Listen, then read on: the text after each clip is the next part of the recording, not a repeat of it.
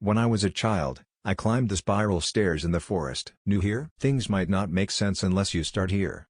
What? Chris responded in a raspy, tired voice. What forest? Why? He added after a moment.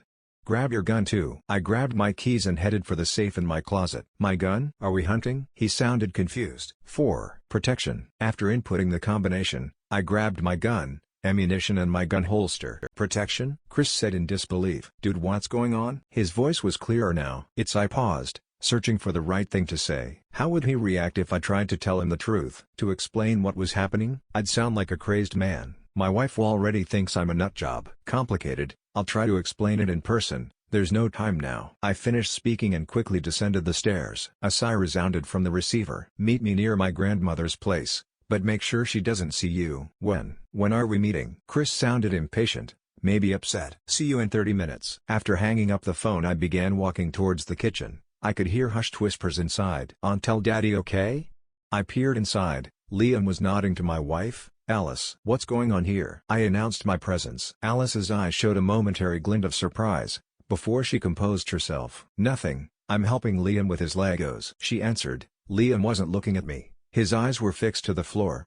I heard you, I said, trying to gouge out Alice's reaction. She showed none. Heard what? Her eyes narrowed and she scratched her head, trying to look oblivious. Don't tell me what? She bit her lip. Liam shuddered. I slowly approached my wife and son, but stopped when Alice took a step back. Her hands looked shaky. Was she afraid of me?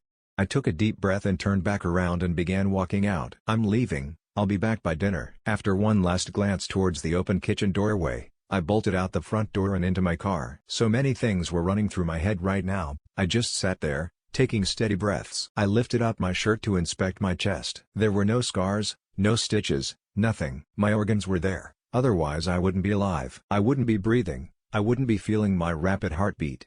How did I get them back? How did I survive? How was I even alive without them? Iris said it took all of them. After switching the car into gear, I began driving to my destination. A short 15-minute drive later, I parked a couple blocks down from my grandmother's house. I sat there just waiting impatiently, tapping my fingers on the steering wheel. Then I felt something in my jacket's pocket. It was hard, rectangle-shaped, and thin like paper. I carefully pulled it out of my pocket, only to sigh a sigh of relief when I realized it was just a business card. It was gray with a familiar face decorating it. Private Detective Lucifer was written on the back in big red letters, and under that a number to call. It looked too simple to be a business card. How did it get into my pocket? With some spare time to kill before Chris arrives, I decided to call him. One ring later, someone picked up. Hello? His deep voice called out. Hello, this is Mark. We met. I began saying, but he interrupted me. I've been waiting for your call, Mark. He spoke slowly, as if I were a 5-year-old. Waiting? Why? After a pause, he spoke again. You're in danger. Danger? What danger? I hoped he wouldn't hear the desperation in my voice. The office he began speaking, but a knock at the driver's side window startled me. It was Chris. I have to go, I said into the receiver and hung up before he could say another word. I'm tired of everybody telling me that I'm in danger. I have a gun. If anybody tries something, they're the ones that are in danger. I climbed out of my car and locked it behind me. I greeted Chris with a hug, and I began leading him towards the forest. So, will you begin explaining? He was a couple feet behind me. I could feel his eyes piercing daggers at the back of my head. What was I supposed to tell him? I didn't know. I couldn't think. And then it clicked to me. Everything sounds crazy out of this world, except the bodies that I found in the basement of that cabin. That was real.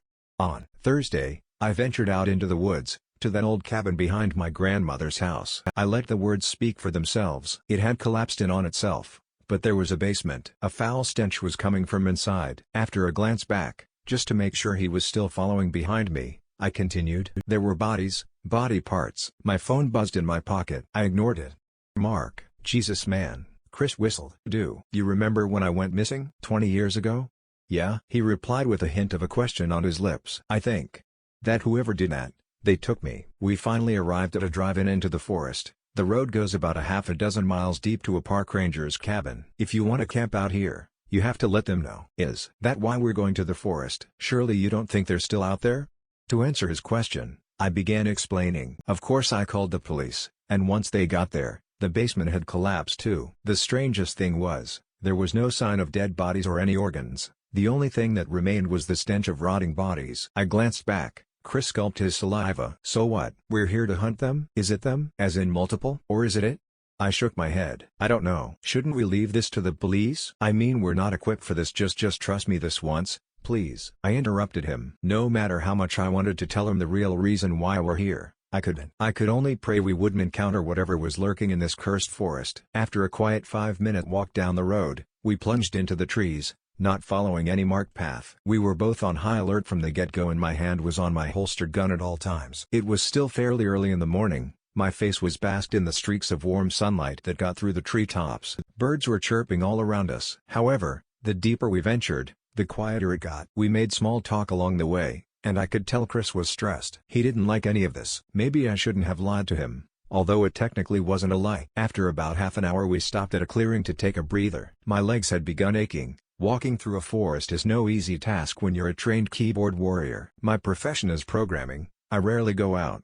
How long are we going to wander in here? Chris asked. He wasn't tired, but I could guess he also didn't expect to spend his Sunday morning wandering through a forest. Until we find what I'm looking for, I responded. Man, we have no water, no food, no supplies, and we keep going deeper. Chris sighed. We'll get lost. He's right, I know he is, but still, I can't just leave empty-handed. It's like my spirit is being pulled into the forest. I don't know when I got this strong urge to learn, to understand what happened to me. I made a decision then. You can go, man. I won't force you to come along. Chris looked at me wide-eyed, like I had just cursed him out. I'm not going to leave you alone. He stood up and took a deep breath. But, if we get lost, I'll kill you myself. We both laughed at that. I stretched my arms to the sky. All right, let's keep walking. Chris nodded and we walked side by side, the mood now much lighter between us. We hadn't realized when the forest grew silent. Each twig snapping and leaf crunching appeared to be much louder than before. The birds had grown silent too, as if the slightest sound made would mean their death. Do you hear that? I asked Chris. Hear what? He glanced at me, his eyes betraying a glint of confusion. The birds. What birds? They're gone. He looked around us and listened in. You're right. We both stopped in our tracks and that's when I felt it. A presence. It felt hostile. My hair stood on end and my muscles tightened. Do you feel it? I asked Chris. His hand was over his gun. Yeah. We were both on high alert, looking around for whatever was stalking us. We should move. Chris whispered into my ear. Yeah. Our feet slowly carried us through the forest for what felt like hours. The feeling of being watched, of being stalked, never disappeared. It only grew in intensity the deeper we ventured. I flinched at the slightest sounds, pointing my gun in that direction, but I wasn't able to spot anyone or anything that could have made those sounds. Have you ever been in such an overwhelming situation that it felt like you were on the verge of an anxiety attack? That's how I felt in that moment. My hands were shaky and my palms sweaty. I don't know why I was so afraid of what I couldn't see, but I could feel it, and it made shiver. What's that? I looked to where Chris was pointing. It was a staircase. A staircase in the middle of the fucking woods, leading up to nowhere. I swallowed hard. This is what I came here for. Let's check it out. I whispered back to him, and we slowly inched towards it. It looked like concrete, taken straight out of an apartment complex, only about a dozen steps. The last step looked like a platform of sorts, but there were no more stairs that would connect to it. I heard a faint growl a couple of yards behind us. Did you hear that? Chris was panicking. We both stood still as statues as we looked towards the direction that the growl came from,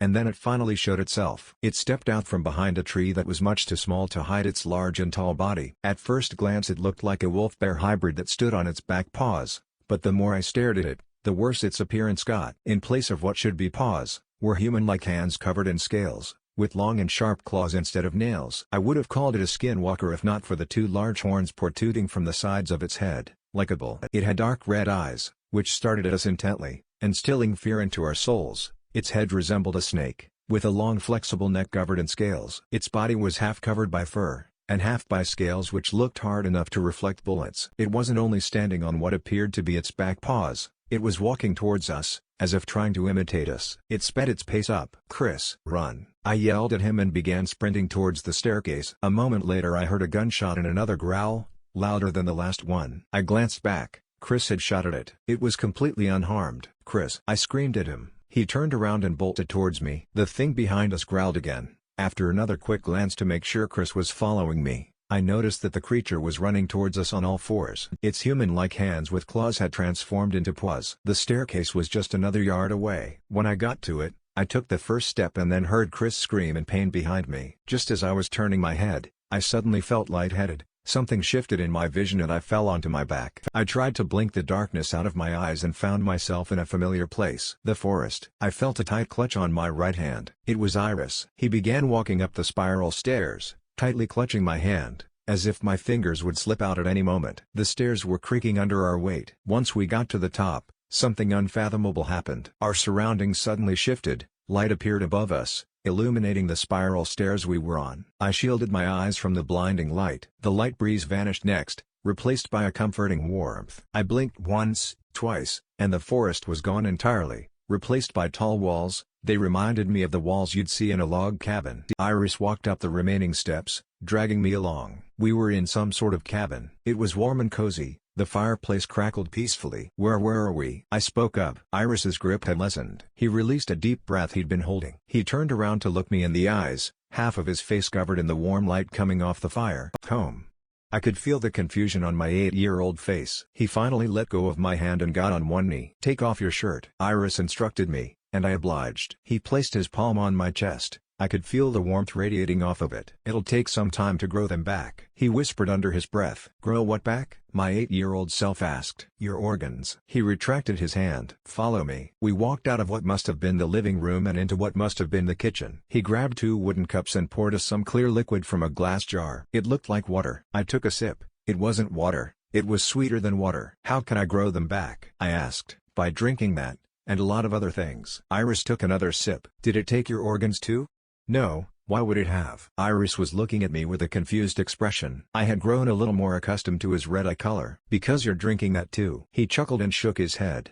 How did those stairs take us here? I let my 8-year-old curiosity run wild. Because of me, Iris responded. What are you? Iris smiled at that question, looked me in the eyes, and after a pause spoke up. I'm your friend. My vision grew blurry and I could feel myself falling, even though I wasn't. It was so dark that I wasn't sure if my eyes were open or not. Eventually I felt sunlight on my eyelids and opened my eyes. The soft grass below me had cushioned my fall, but I still winced in pain. Then I remembered Chris, and thanks to the adrenaline, I quickly recovered and stood up, doing a full 360 to examine my surroundings. I sighed in relief when I noticed him collapse just a few feet away from me, but gasped in surprise and horror when I got closer, and noticed that his head was gone. Chris, I hailed out loudly, dropping down on my knees next to his dead body, not caring if that monster heard me. This was all my fault. My fault. Tears were dripping down my face and onto his shirt. Through my blurry vision I noticed that the staircase was still there, looming over us. Maybe, just maybe this could work. I stood, picking up Chris's headless body and began limping towards the stairs. If I survived back then, maybe Chris can survive now.